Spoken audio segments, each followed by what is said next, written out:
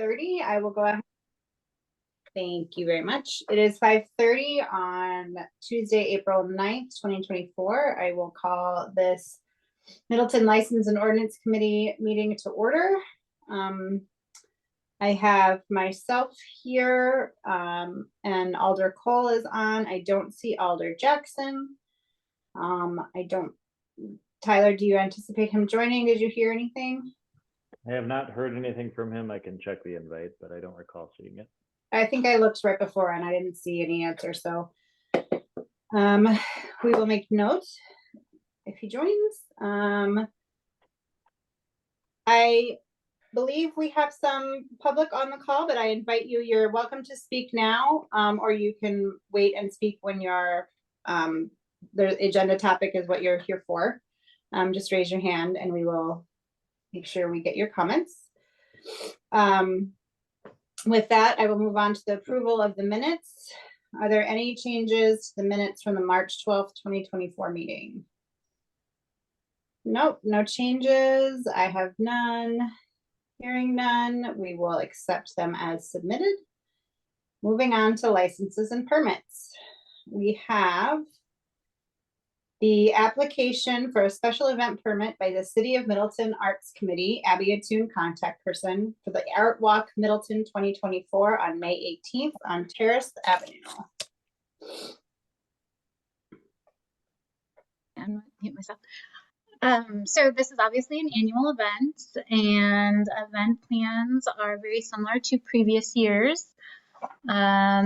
The only difference, I guess, we could note is that the street closure time has been extended a little bit more. Street closure starting at 5 a.m. And according to Abby, and obviously she can speak to this, but that's mainly to provide their volunteers enough time to chalk the streets and just kind of get everything set. But within that, like 5 to, maybe an hour before event time, they're going to be willing to open that barricade for residents that are needing to come and go. Correct me if I'm wrong, Abby. That's correct. Okay. Are they going to have both ends open, or is it preferred just one end? Both ends would be closed, beginning at 5 with the barricade, but we would have a volunteer stationed at both ends to physically move the barricade until the hard closure, which would begin at 10. And at that point, we cannot let any cars into or out of Terrace Avenue, because that's when we're going to actually have tents set up and people in the street. The purpose for the closure from 5 a.m. until 10 a.m. is because we have 50 artists this year that are setting up 10 by 10 tents. It's the largest event. We've always tried to recruit 50, but this is the first year that we've actually reached that level. And so our volunteer committee members are going out with yellow traffic safety vests, and they're measuring the 10 by 10 squares and numbering them so that once the artists begin to arrive, they can tell them where they're stationed, what their number is, and then move the barricade to let them in and tell them, be careful, watch for people in the street. So it's basically a calming measure just to make sure that we can keep all of our volunteers safe. Yeah. The reason that I asked, when I volunteered for Takedown last year, I was on the the west side of Terrace, and it got sticky because somebody wanted to pull into their parking garage at Middleton Center from it's because it's like right in the middle of everything, and the way that people were unloading, you couldn't see from there, like if it was better for him to go around and try to get in from the other way. So I don't know if there's a preference, and just letting people know, like if there's a certain side, the west entrance or the east entrance, that's more convenient for that time of day, for the morning and in the evening, because it got a little dicey. There was one gentleman who was very mad at me. Yes, and we have had that every single year.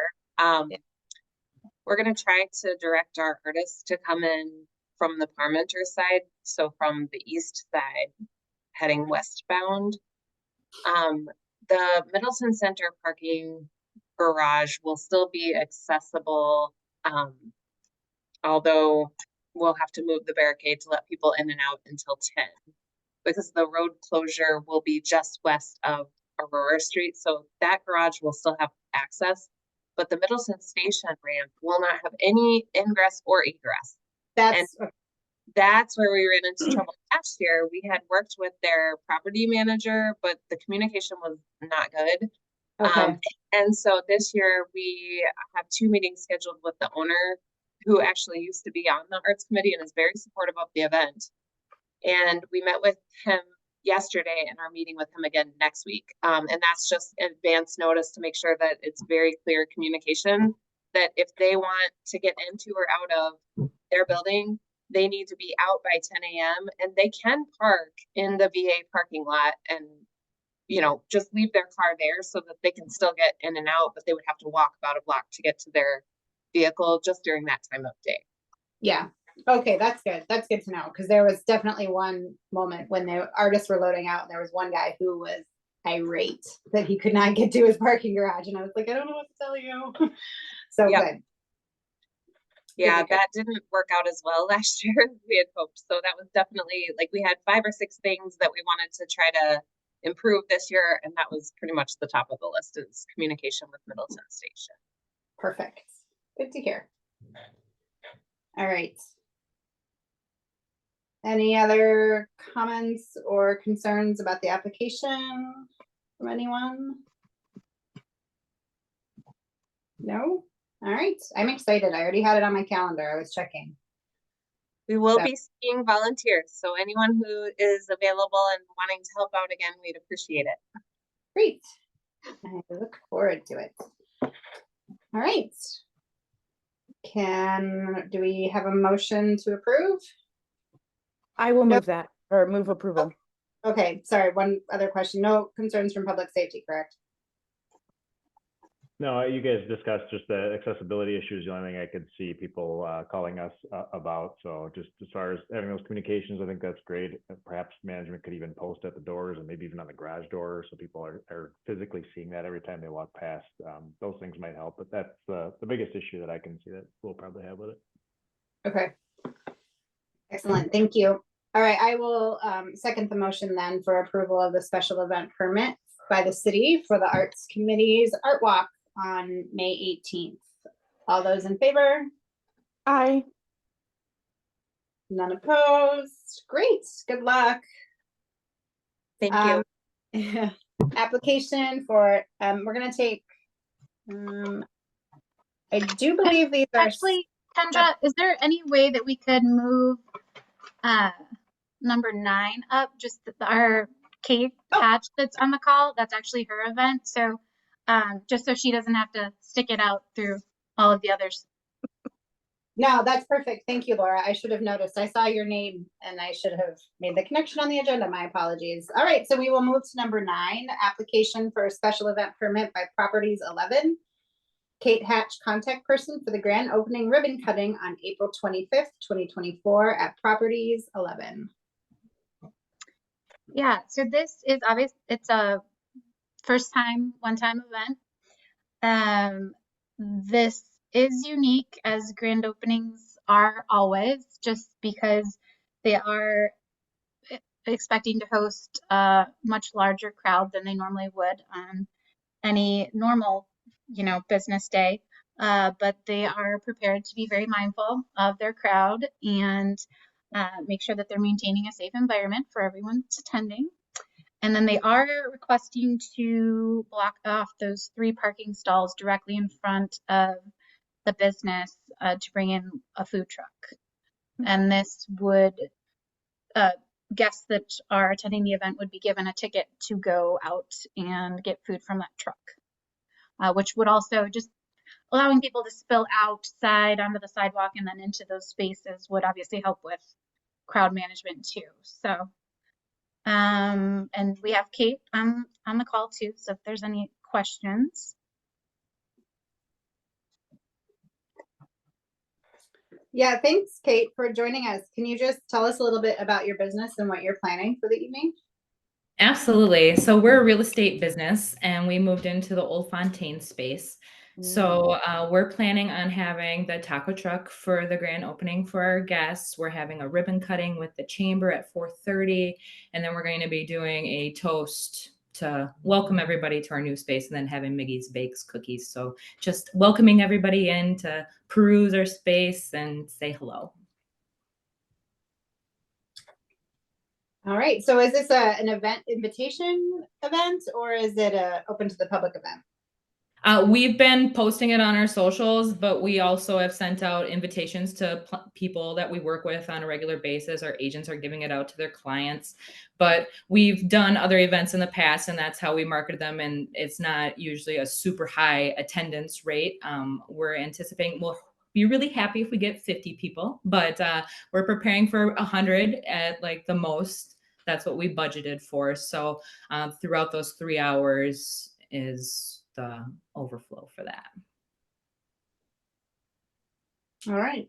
I was just wondering if you were going to be, how are you planning on marking off the spots for the food truck then? Are they going to be ribboned off, or are they coned That was off?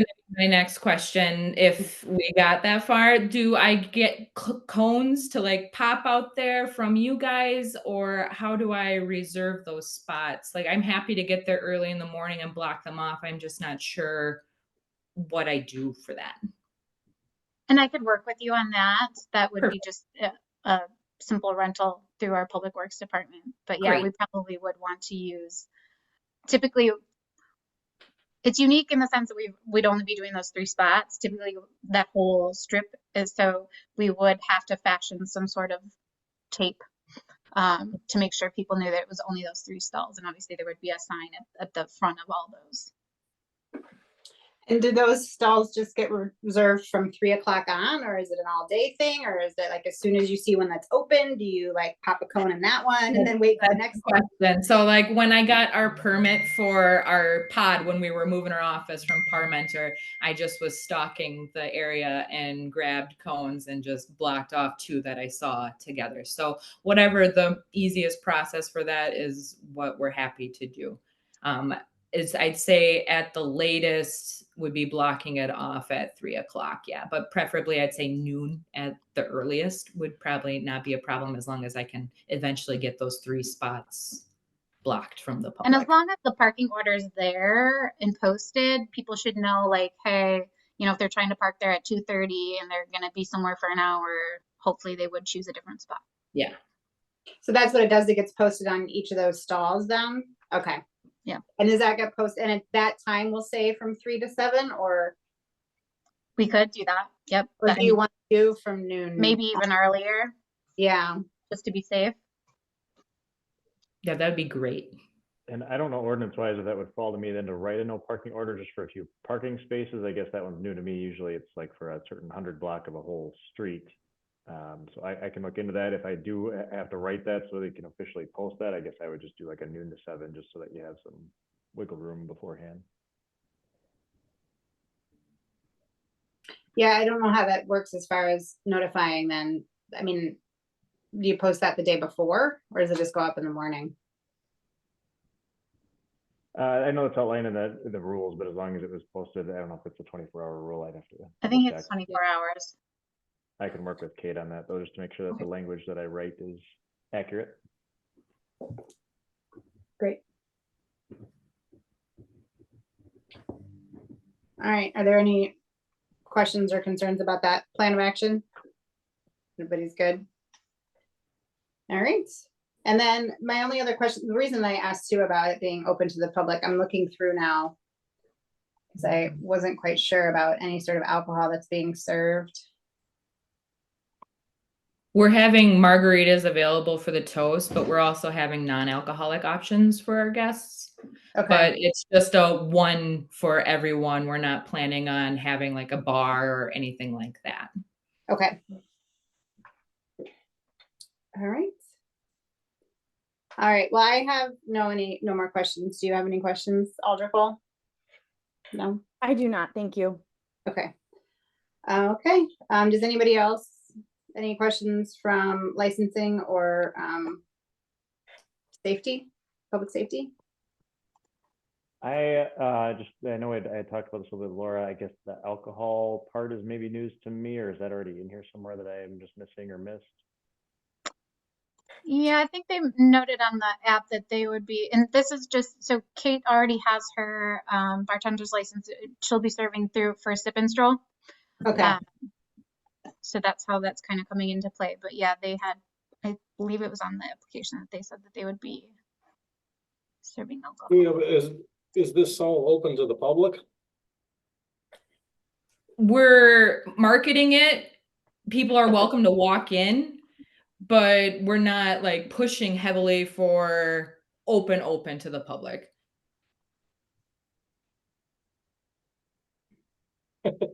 Well, the reason I ask is, I mean, there's two real triggers for the requirements to have an alcohol license to serve alcohol. One is if it is being sold or something around, and so you're not, doesn't sound like you're selling any alcohol. But the other is if there is consumption on what is considered a public place.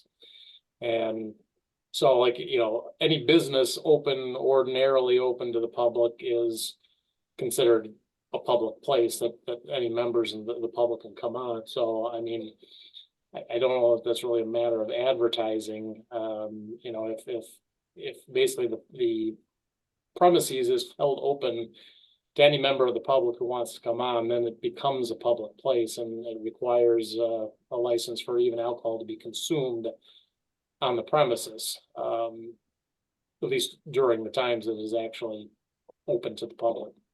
And unless I'm missing something, I'm just looking over the app that we have in the packet. I showed no for as alcohol being served on the event permit. Let me- So when I was communicating with Laura, we discussed that. And we talked about how we didn't need the alcohol license because we weren't charging people for it, and it wasn't going to be a large service of it. It was just going to be a toast. And I can try and pull that up here. Yeah. Let me, my apologies. I thought, oh, here it is. Let's see.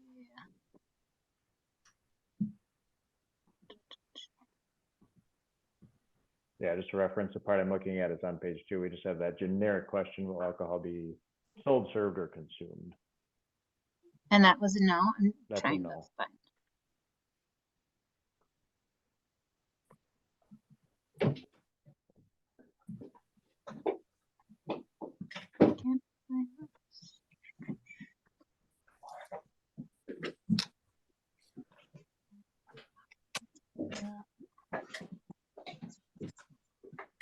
So on the email that I have from Laura, when I asked about if we needed any special permits, like I referenced Sip and Stroll, just to make sure we were covered, it said, will you be charging for this alcohol or entry to the event in any way? If not, then you are able to give it away without a permit as long as it stays contained to your business.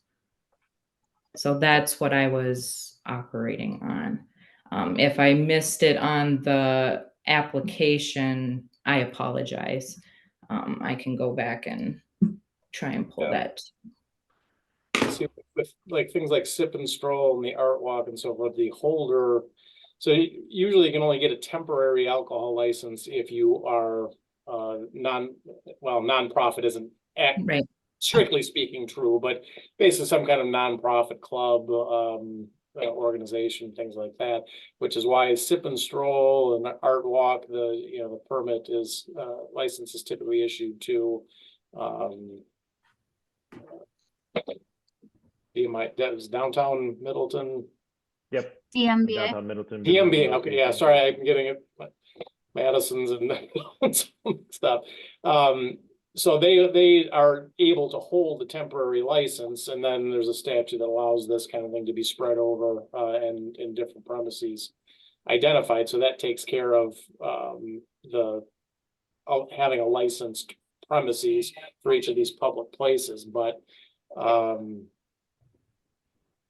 yeah, an individual business would not be eligible for a temporary license. And as I said, as long as it's open to the public,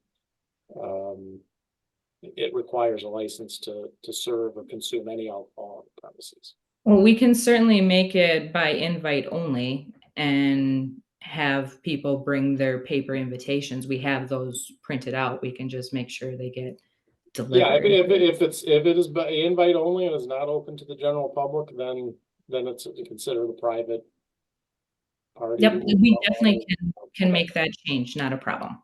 Okay. And I apologize. I thought it was only tied to if it was being sold. Yeah, Not it's just- really, that's usually what the trigger ends up being, but it's both sale and consumption on a public place is defined in statute.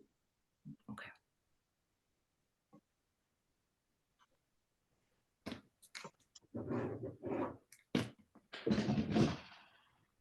So then do Alright. we need to review and like, do we need an amended application, or are we able to just vote on it as supplied with that change? Yeah, I think you can vote on approve the application with the understanding that it is not it's an invitation only event. And I can work with Kate on that, but and I can make sure that that's updated before we would request the permit be issued.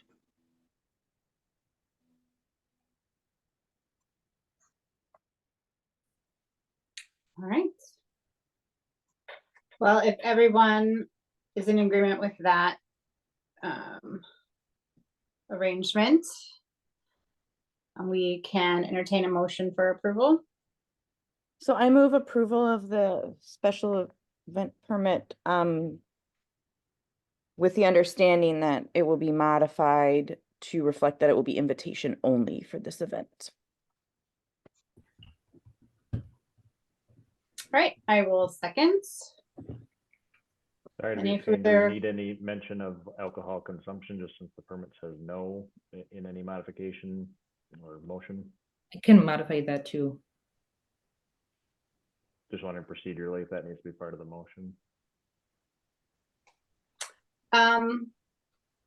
Oh, and there is Alder Jackson. Tyler, I couldn't quite hear you, sorry. Sorry, just wondering if, since the alcohol does say no in the current permit, I understand that they may amend that. I'm just wondering if that needs to be part of the motion procedurally right now, since we're approving, just because this even says alcohol consumption generally, which I guess we now know there will be.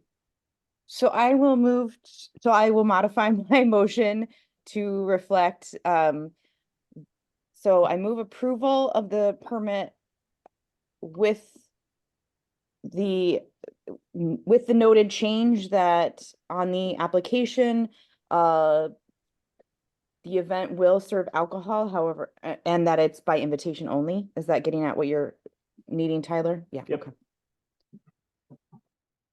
Okay, I will second, just to bring Alder Jackson up to speed. Alder Jackson, we moved ahead in the agenda to item 9 under license permits. We have Kate Hatch on the line here. She is the owner. I am not the owner. I Oh, am sorry, I am she's the the representative. director of operations. Melissa Legrand's the owner. Okay. She is the director of operations for Properties 11, and she's here discussing their grand opening and ribbon cutting event that is coming up on April 25th in downtown. And right now, if you can choose not to vote on this, I understand, since you've missed the discussion. But we are voting now to approve the application with some amendments on to clarify that alcohol will be served at this event and that it is an invitation only event. Okay. I think I walked in. Okay. Yeah. All right. All those in favor say aye. Aye. Hi. That was unanimous and that passes. So good luck with your event. Thank you so much, everyone. Yeah, take care. Good luck. Be in touch, Laura. Okay, sounds good. Thanks, Kate. All right. Now we have 2 permits for outdoor amplified sound at the Walter Bauman Aquatic Center. We will take them separately because one is for specific events. I think it's for the summer generally, and then the other one is for the Gators events. So we will go back to item 2, application for an outdoor amplified sound permit by Laura Gessling for the city of Middleton. For the sound system from 6:30 a.m. to 8 p.m. for Middleton Parks and Rec at the Aquatic Center. Normally the PD would get something like this and just outright approve it. I am sending both these to L&O, and then my understanding is past practices, they've gone to council simply because of the hours. We can approve them from 9 A to 9 P, but this is for starting at 6:30 in the morning, but has been a long-standing thing. I'm not aware of any major complaints or noteworthy complaints that we've gotten at that hour in the morning. I think they've been pretty reasonable with their use. Yeah, and it's my understanding, and Laura, you can correct me if I'm wrong, but it's because of the handful of times that they have events that start early in the morning. So they do this hours just to cover any. Right. Just so they can have it be kind of their annual, but yeah, it is just for those rare occurrences where there's an early swim meet. Yeah. All right. So we would be looking for a motion to refer this to council then. Yes. I will move to refer this request to council. This is Jackson. I'll second it. Thank you very much. All right, we have a motion and a second to refer the outdoor amplified sound for the pool for the summer from May 18th through September 1st from 6:30 a.m. to 8 p.m. And this will be referred to council. All those in favor? Aye. Aye. All right, that was unanimous. Moving on to number 3, application for an outdoor amplified sound permit by Middleton Gators, a commercial enterprise at Walter Bauman Aquatic Center, for sound system announcements and recorded music for various dates and times throughout the summer. Yep, so same issue as before. I think this one, I believe there were some specific dates or just numerous of them mentioned, so I didn't type them all out in the agenda. Yep, the application says here it's June 7th through August 3rd, so it's a little bit shorter than the time for the city. And this is specifically from 6:30 a.m. to 12 p.m. Anything to add, Laura? No. Okay. And again, we'd be looking to refer this to council, Tyler? Yes. Okay. All right, so we are looking for a motion to refer the application for an outdoor amplified sound permit for Middleton Gators Swim and Dive for 6:30 a.m. to 12 p.m. for numerous dates during the summer. This is Jack. I'll make a motion that refer it to council. And this is Cole, I'll second. Excellent, thank you. All those in favor? Aye. Just to be clear, is the motion to referring with a recommendation for approval? Is that your motion, Alder Jackson? Yes, that's my motion. This is Jackson. I'll make a motion to refer it to council for a recommendation for approval. Full seconds. Excellent, thank you. Thanks, Matt, for that clarification. All those in favor? Aye. Great. All right, we will take the next 3 items on the agenda together, if everyone is okay with that. So item 4, which is the application for a special event permit by Gilda's Club Madison for the Gilda's Backyard Barbecue on June 13th, 2024. The application for an outdoor amplified sound permit for Gilda's Club at 7907 UW Health Court for a sound system, band, DJ, and announcements from 5 p.m. to 8:30 p.m. on June 13th, 2024, and the application for a temporary Class B retailer's license to sell beer and wine at the the Backyard Barbecue fundraiser held by Gilda's Club using security plan GC1. Yeah. So this is their annual fundraiser. No real event changes from previous years. They also have two annuals. It's this one and then the Gilda's Run Walk in the fall, usually October. And Tyler and I were actually able to go out and meet with them earlier this year to kind of get just a feel for the space and kind of what it entails. But yeah, it's like I said, it's event plans are extremely similar, and kind of their event map kind of helps you see how they expect the layout of the event to go. Yep. Yep, and I, having seen this a couple times before, I'm comfortable with taking all three. That's one of the reasons I suggest we take it all three of them together. I hope everybody was okay with that. Any concerns from public safety? No, they had us over just kind of clear up some things because I know they've run into some issues. They aren't going to have the, a dual fence on both sides, but there is actually some permanent fencing in place. It borders up to the path where there's limited traffic on. They had no issues with that, and they have a detailed security plan and are handling it appropriately. So we have no concerns. Great. Excellent. So we're looking for a motion to approve the application for a special event permit, the application for an outdoor amplified sound permit, and the application for a temporary Class B retailer's license submitted by Gilda's Club Madison for their June 13th, 2024 event, which is the Backyard Barbecue Fundraiser. This is Cole. I will move approval of all three requested permits. Excellent. This is Wilkus. I will second. All those in favor? Aye. Aye. Great, thank you. Now we are going to take items 7 and 8 together, if everybody's okay with that. Application for a special event permit by Lupus Foundation of America, Wisconsin chapter, for the Walk to End Lupus Now, September 28th, 2024 at Fireman's Park. And the application for an outdoor amplified sound permit submitted by the same for the sound system announcements and band, 9 a.m. to 12 p.m. for the Walk to End Lupus Now. Also an annual event that's been taking place for quite some time, and 11 years. This is their 11th annual. The only difference here, same route as last year, but with the change in ownership of Fireman's Park, they are working with the fire department for that reservation, and that agreement will be through them.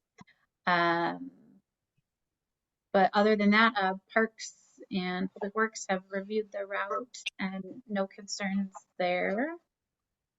Yeah, I don't really have a whole lot more to share.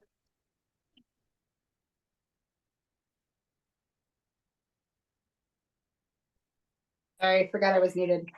Does anybody have any questions or concerns? No, I just note from the PD's end, I think there was some note here about traffic direction, and we just clarified with them. The only thing their volunteers are doing are that for the first couple blocks there at Parmenter Street, just making sure everyone's staying on the sidewalk, and then they take the sidewalk up to the path so that they're staying off the roadways, but they're not actually directing traffic or closing any roads off. Yeah, thank you for that, Tyler. And then just another note that we are making sure is, and she's done a good job of this year to year, but that the organizers will provide trail signage to alert users of use of the trail. That was going to be my question, if they had volunteers that were directing people or how they were going to do that. So that's great. Thank you. And have you had any no concerns from neighbors about this event with as far as like sound system in the morning, just because of it is a neighborhood park? Not that I'm aware of. I'm not aware of anything from the PDN. All right. All right. Any other questions or concerns from committee? All right. Then we are looking for a motion to approve the application for a special event permit and the outdoor amplified sound permit submitted by Lupus Foundation of America for their event on September 28th, 2024, which is the Walk to End Lupus Now. This is Cole. I will move approval of both permits. Great. This is Wilkus. I'll second. We lost Alder Jackson's video. So if the minute, oh, there he is. All right. So we're voting on the applications for Walk to End Lupus Now. All those in favor? Aye. Thank you very much. Motion passes. All right. Now, done with the licenses and permits as parts, we're moving on to ordinances, which there are quite a few this week. The first one is the ordinance to create a neighborhood parade exception. And this is referred to us by us from a year ago, July. And Matt, can you give us a rundown? Or Laura, I don't know which one of you wants to, or Tyler, whoever wants to take it. I'm sorry. I was just pulling it up. Yeah, so, we had thought of several different sort of different ways to approach this to try to relax kind of all our owners' requirements for these kind of short-term holiday neighborhood parades. So after consulting with the PD and Sean Stowski and Laura also had a chance to review this ordinance. What this does is it creates just another exception for the special event permit. It does, however, give. So one of the things I thought about doing is treating this as an expressive activities sort of thing, just because that procedure is so streamlined. And so rather than really make this strictly speaking an expressive activities are subject to that ordinance, because I think it's arguable whether a lot of these, what we're seeing really would necessarily fall into that. We set forth these kind of conditions under which, we thought that these things were of minimal impact and minimal public safety, but still in condition 6 sort of incorporated that expressive activities permit process. So at least somebody at the PD could at least take a look and just know what's going on, and at least somebody's taking a look at it just to make sure that there's nothing, out of the ordinary or that needs to be addressed. But otherwise, it makes it just a much more streamlined process without specifically designating these as expressive activities.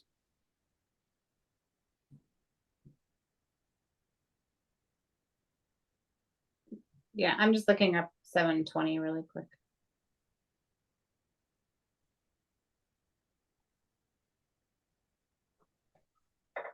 If anybody has any questions or comments while I'm scrolling through here, feel free to jump in. Just recalling a discussion we had, I just don't know if there was an official resolution to it, Matt, or I don't know that I have any suggestion for it or see it as an issue, but I know we just have holiday in there. I don't know how to define that more, if it really needs to be, but I know that was brought up. Yeah, I kind of hemmed and hawed about it. I mean, we don't really have one in our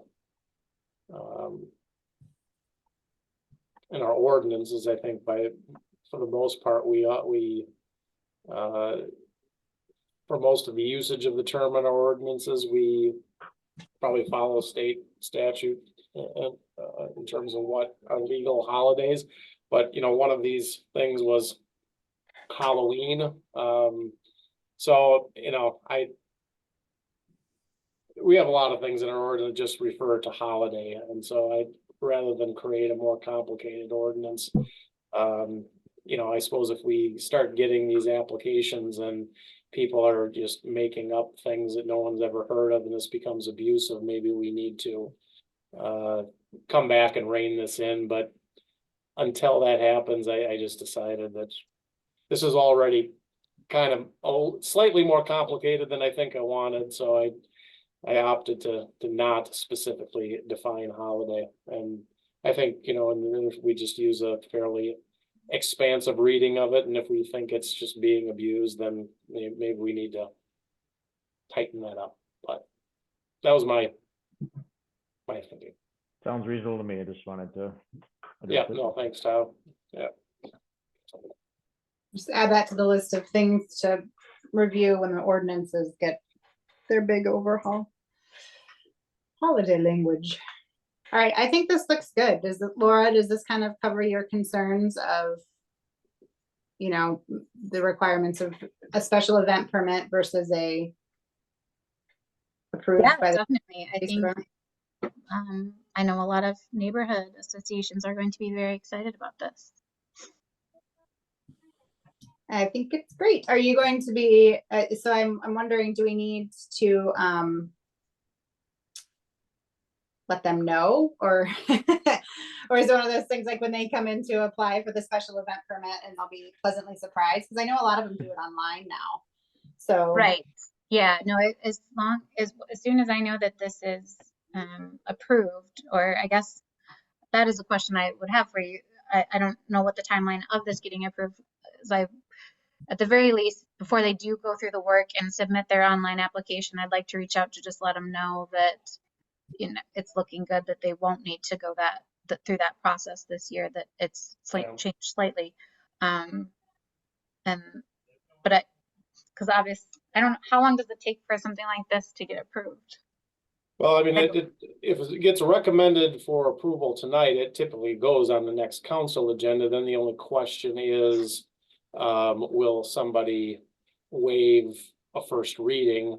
This feels like an ordinance that could happen, and I guess I see some nodding heads, so I assume one of our LNO representatives, their very last meeting might make a motion to waive that first reading, and I don't see any reason why anybody would not do that. It happens with some regularity, except for maybe bigger policy issues. So, but yeah, certainly, you know, could be adopted next week, or I would expect the first meeting in May would be the latest, you know, unless some unexpected opposition arises. Okay, that's helpful, because yeah, I'll just give them a heads up so that they, like I said, don't go through the process if they don't need to.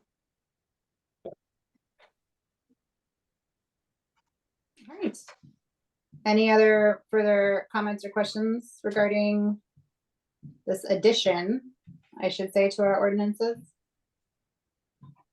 No? All right, so we are looking for a motion to refer section 7, the newly created section 717(3)(f) of the City of Middleton Municipal Code to council for approval.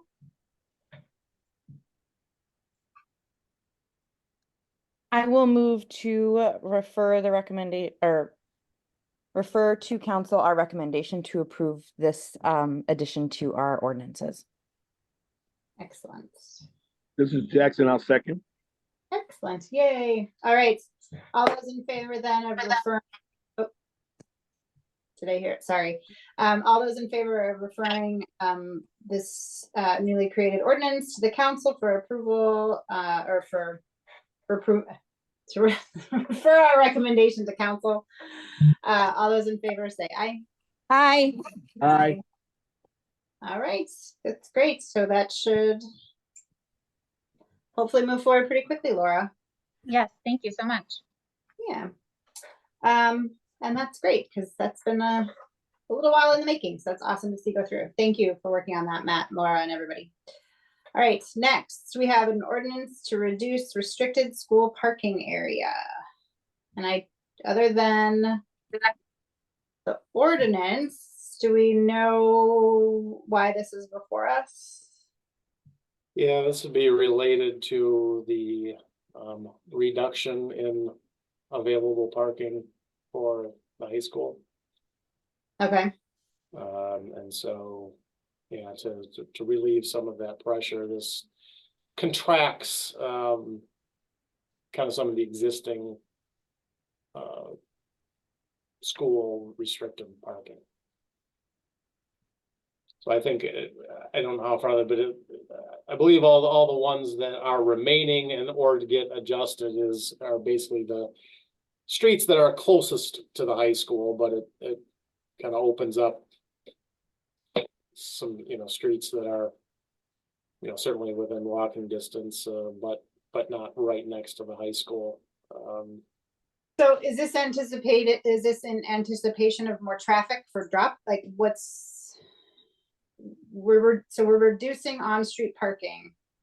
No, In the- reducing the restriction of on-street. Oh, the parking. restriction, okay. Yeah, so, yeah, we have a pretty wide area around the high school that during school hours can only be parked with a permit. Gotcha, And under our ordinance, we can only issue permits to teachers. And so the school had wanted to issue permits to students. That kind of became, so that at any rate, this is sort of what got arrived at as the best solution. To remove those school parking restrictions a little further away, but still usable, and open that up a bit, so that students could park. The restricted areas that are closer to the school, will be, permit only, for teachers to be able to use. okay. Thank you. Any questions or comments from the committee? So presumably the current street closures, or sorry, parking, restricted parking during school hours is under the premise of safety for students, or No, trying to understand what the impact of um, reducing that. years ago, there was apparently some issues, with a lot of students parking, and then they'd be hanging out by their cars, and so there was some neighborhood uproar years ago that prompted this ordinance. And so this is, I think there still has been some student parking in, not too far off, and so that I think the feeling is that some of those issues are not as prevalent, and also there is still much more, even with a reduction in parking, because of the Fireman's Park stuff. I think there's still more parking at the school than there had been, and so the feeling was, I guess, that we're going to try to relax this, and hopefully we don't see a resurgence of some of the problems that we had seen. Like, so this ordinance is probably 10, 15 years old when this got enacted. But we'll have to monitor, and certainly if police get calls and we have to experience any significant problems, we'll have to revisit either reinstating some of this or some other measures. But this was what was arrived at as the best solution for the current problem. And so does this need review by Public Works first, or? And what is the school district's input with regard to that? Well, this was kind of the result of discussions with the school district. So there, more than this, I don't think this is really a public work. This was never really a Public Works issue. This was primarily a, peace and order kind of a thing. Yeah, so this was the recommendation that came out of meetings with school staff and PD staff, and as a PD, mutually agreed upon option. Yeah. And you took into account roadway width, right? Because there's some streets in those neighborhoods are much bigger than others. I'm thinking of like north, for instance. Well, but keep in mind that in these areas, I mean, this was never enacted because of traffic concerns. Okay. It was they just didn't want kids parking, and like I said, apparently there was just a lot of spate of people coming and hanging out by their cars, and people didn't like people right in front of their houses, and littering and behavioral issues more than it was. Yeah, I mean, so if there were traffic issues or safety issues and stuff, this would have arisen from a recommendation from Public Works, or Public Works would be recommending maybe one of our other various parking restriction things to go on. And so this, had no genesis in any sort of traffic issues. It was. It would be interesting to see what the school day schedule was like when they had those issues, if they were still doing 45-minute, 7 periods a day scheduling. Now I know if kids have an hour and a half, like they have their 4th hour off, they just leave. Or if they have, second period, all of their block scheduling now, their classes are so much bigger they're not gonna go hang out at their car. They're gonna go get in their car and leave and come back. So, Yeah, I mean, I wouldn't be surprised if that was part of the conversation, just because I know when Brian, before he had those discussions with the school, I explained to him the history of what this was, and it seems to me he did allude somewhat that in the conversations with the school district that there was some reason to believe that this may not be as big of a concern as it once was. I wasn't directly involved in the discussion, so I can't say it for sure. got him. But Yeah. everyone, at least like I said, I know I had the discussion with Brian. He was fully aware of the genesis of this, so I assume that got discussed on some level. All right, Yeah, just reviewing a couple notes that I had forwarded me from that meeting. I wasn't a part of it either, but they did talk about ingress, egress, specifically with newer drivers getting in and out, and that's why they left some of those there just to kind of address that issue. And I think there's also a component here where this ordinance change is going to catch up with practice because of the parking issues. We haven't been enforcing this very strictly. We've been asked not to. So we would like the change so that it's clearer for us and we can rely on that and saying this is the ordinance and this is what we're enforcing or not and why. great. Thank you for that, Tyler. All right. So we are looking to refer to council the recommendation, our recommendation on the changes to ordinance section 15043A regarding the reduction of school restricted parking areas. This is Right. Cole. I will move that we refer our approval of this ordinance change to city council. Excellent, thank you. This is Jackson. I'll second that approval. Thank you very much. All right, all those in favor? Aye. Aye. All right, thank you very much for that. Moving on to an ordinance change for boarding house and short-term rental licenses. I'm just gonna jump off. Sorry to interrupt. Have a Yeah, good night. Thanks, Thank you all. Laura. Sorry, I Yep. didn't know if you had anything to add, so that's why I was like. No, I Thank you. don't Have a know, good night. but Thank you. You too. it's been great working with you. Thank you. All right, an ordinance change for boarding house and short-term rental licenses. Yeah, well, this also deals with a couple of things for zoning permits, and this is basically some additional fees that just after reviewing the zoning code a little bit more, we realized that there were still some fees that were kind of labeled differently a little bit in the new ordinance that didn't get captured in adding the fees when we first adopted this. So this is probably one of, won't be the last little cleanup as we move along and you start using the ordinance, you start to find all the little things that get overlooked, and this is one of those. That was my assumption when I read it. Are there any questions or comments regarding it?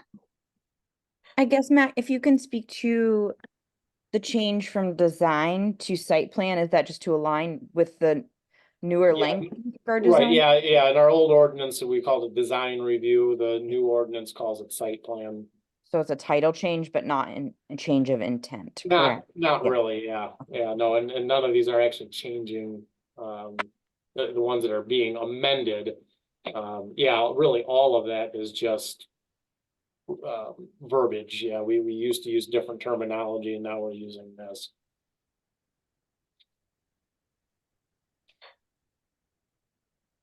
All right, any further questions or concerns? No? All right, so we are looking for a motion to refer our approval of the changes for an ordinance to establish fees for boarding house, short-term rental licenses and zoning permit. To refer this to council. This is Cole. I will move that we refer this ordinance change to council with our recommended approval. This is Jackson. I'll second that. All right, all those in favor? Aye. All right, that passes. Thank you very much. Last, we have miscellaneous. We have the collection and disposal of solid waste ordinance. And this comes to us from Public Works, the March 25th, 2024 meeting. Everyone, I would like to just state I am on Public Works, but I did not make this meeting. I was not able to attend. Yeah, so Sean forwarded this to Tyler and I a while back. Frankly, you know, I have had a chance to begin taking a look at it, but I think this is probably a bigger project than is really able to be, well, it certainly was a bigger project than was able to be completed for tonight. So I guess I would just look for a motion to postpone this to another meeting till I've had a chance to. Oh, okay. Are you looking for any direction or that? I don't think so. I still, I mean, I know generally kind of some of the stuff that this is trying to get at, but you know, Sean had some notes about specific things that were brought up by DNR, but it looks like there might be some broader changes that need to be made. But I need to take a look at the examples, review our ordinance, and see exactly what really is the full scope of the job here. I don't know that I really have my head around that quite yet. All right, sounds good. So we're looking for a motion to defer the collection and disposal of solid waste ordinance for another meeting. Should we defer to the next meeting or? What timeline, Matt? I would say a month, because by the time. Well, I mean, if the, well, and we don't know who all is gonna be on the committee, but if we want to. I mean, I guess I would prefer just to leave it open. I mean, I'd like to think I'll have something done, but I don't know if anybody who is on the next L&O committee is gonna be dying for my next report on it, which, you know, may be finished, it may be, here's where I am, but I think, you know, as soon as I think I've got something for people to take a look at, I guess I would bring it to have Tyler get it on the agenda. But I mean, if you guys would prefer that my feet be held to the fire a little bit and I at least have come back and report something, I'm fine with that too. It's really 6 of one, half dozen of another for me. Maybe because of the change to L&O membership, wondering if it should be deferred to a future meeting. However, you know, it could be brought to the next council meeting to share with them that this is being worked on. I don't know if that would be appropriate. We can always report on it as a committee report. That it was done. Oh, I guess I meant to the next L&O meeting, just as a, we okay. need to like defer, you know, much review by the committee on it until which time it's ready for that review, until Matt's had a chance to review, but that it is noted at the next L&O meeting to share with the new committee that it's being worked on. Well, there will be minutes Okay. that get referred, so they know that at least this is on the radar. So, I mean, again, it's one of a number of different ways to do it, but I mean, I think would be sufficient just to refer it to the city attorney for further review and drafting and bring it back to committee when I have something to review. Okay.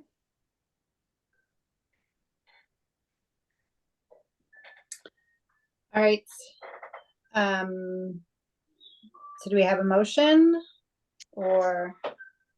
So I will move to defer this item pending further city attorney review and draft ordinance change for a future L&O meeting.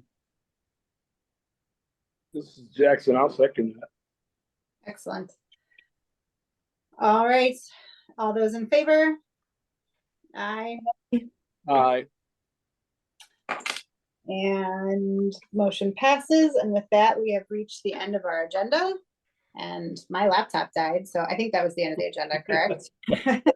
So it died right at the end of that, so it's kind of perfect. So I will go ahead and adjourn this meeting of the L&O committee then. I appreciate all the time that you guys have spent on this. It's been a pleasure. I really appreciate all the hard work that you guys do for the city. Matt, and Captain Lothar, so, or Lather, right? Yeah, it's Do it every Hallenmuth. time. That- I know, I have the phonetic last name too that nobody can get right. So, the not phonetic.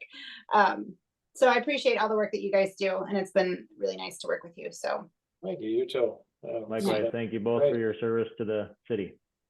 Thank Are you. you ready to be chair of the committee now, beginning in May?